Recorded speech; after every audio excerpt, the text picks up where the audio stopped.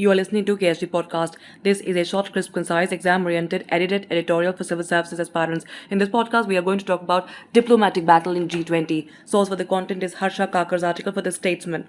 India will, for the first time, assume the presidency of the G20 from 1st of December this year. The group brings together 19 of the world's leading economies and the EU, together catering for 80% of the global GDP, 75% of global trade, and 60% of global population. India, as the president, will host the annual summit in 2023, possibly in October or November.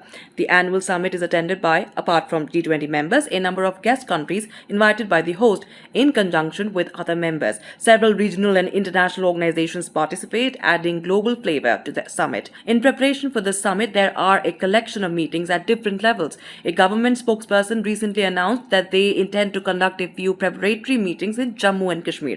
Now, this will be the first time an international event would be hosted in the Union Territory since the abrogation of Article 370. In response to the government's announcement, the Union Territory administration constituted a 5-member team to coordinate arrangements. No location has yet been spelled out. It has also been mentioned that the government was encouraged by the large tourist footfall this summer and investment initiatives from multiple global enterprises, including the UAE government. The government decision was further strengthened by the near-normal security scenario. Pakistan was the only nation to jump at the Indian announcement. Its Foreign Office spokesperson stated, though in futility, and I quote here, Pakistan completely rejects any such attempt, that is to hold any preparatory meetings in Jammu and Kashmir by India, unquote. It added that, and I again quote, contemplating the holding of any G20 related meeting or event in Jammu and Kashmir is in utter disregard of the globally acknowledged disputed status of the territory, unquote.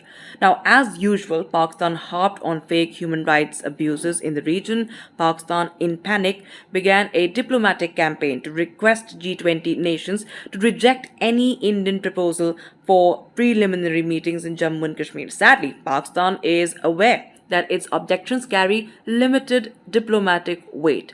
Islamabad has run for support to Saudi Arabia, China, Indonesia, and Turkey, the only 4 nations it can approach. It has requested them to cancel attendance in case any event is hosted in Jammu and Kashmir. Apart from China, no other nation has responded. The Chinese spokesperson stated on Pakistan's request, and I quote, "We call on relevant sides to focus on economic recovery and avoid politicizing the relevant issue." He added that whether we attend the meeting, we will look into that. Simultaneously, China defended its construction in disputed POK, claiming these are economic, a sign of hypocrisy. It is unlikely that any nation would boycott any discussions, despite its location, as long as the host country ensures security. The world is aware that economic and diplomatic ties with India surmount any relationship with a near-bankrupt Pakistan. The Indian decision to hold a global conference in Jammu and Kashmir would never have been rushed. It would have been well thought through and possibly discussed with major member states. That India has risen to be the world's 5th largest economy is not lost on the global elite. It is also possible that the JNK announcement was to gauge global reaction. India's announcement and Pakistan's objections sent multiple messages across the globe. Firstly, in India's perception, Jammu and Kashmir is no longer terrorist infected. It is secure to the extent that India can conduct an international discussion there. It also conveys that Pakistan-backed terrorism has been curtailed. Secondly, Kashmir is Indian territory and Pakistan has no claim on it. This is what irked China. India has thus far ignored Pakistan's objections. Thirdly, those attending the summit would witness for themselves development within the region, dumping Pakistan's claims of India ignoring Kashmir. Pakistan's warning of a possible genocide in Kashmir would be proved a lie. Flying into the valley would provide a glimpse of the Chenab Bridge, an engineering marvel which would have been inaugurated by then. Fourthly, it would convey that residents of the valley are no longer pro-Pakistan.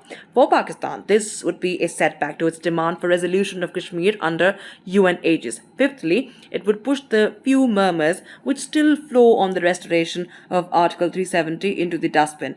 Finally, any future comments by Pakistan on Kashmir would have little weight as representatives of 20 nations and multiple global forums would have visited it, thereby reinforcing India's stand. For the Union Territory, basic facilities would be overhauled as India would be showcasing a Kashmir vastly different from what has been projected thus far. Income would flow into the region. It would boost future tourism as many attendees could become brand ambassadors of Kashmir. Local handicrafts, cuisine, and culture would get global recognition as they would be procured by those attending the event as also be part of a planned cultural extravaganza. Once the schedule of preliminary meetings, time and location are announced, Pakistan would need to be careful as any major terrorist incident in the valley would enhance global support for Indian cross-border actions as it would be claimed to have been orchestrated and planned in Pakistan to offset a G20 event. Simultaneously, it would identify Pakistan as a global supporter of terrorism. Kashmir has already emerged into the limelight simply by an announcement. It has also launched a three-way diplomatic battle between India, China, and Pakistan. Premature nomination of a committee by the Jammu and Kashmir government has set the ball of diplomatic confrontation rolling. Pakistan, realizing that its J&K claim lies in tatters, has begun approaching its few allies and crying from rooftops. If India backs down and does not conduct a few preliminary discussions in Kashmir, both Pakistan and China will claim victory. It would also strengthen Pakistan's claim of a dispute.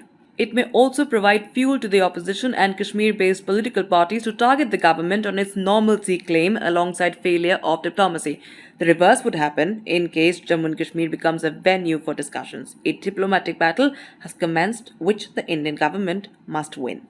That's it for this podcast. Thank you so much for listening. To join KSG India courses and to crack the IELTS exam, visit ksgindia.com. You can also get a PDF of this podcast on ksgindia.com. Thanks for listening and do subscribe to our channel.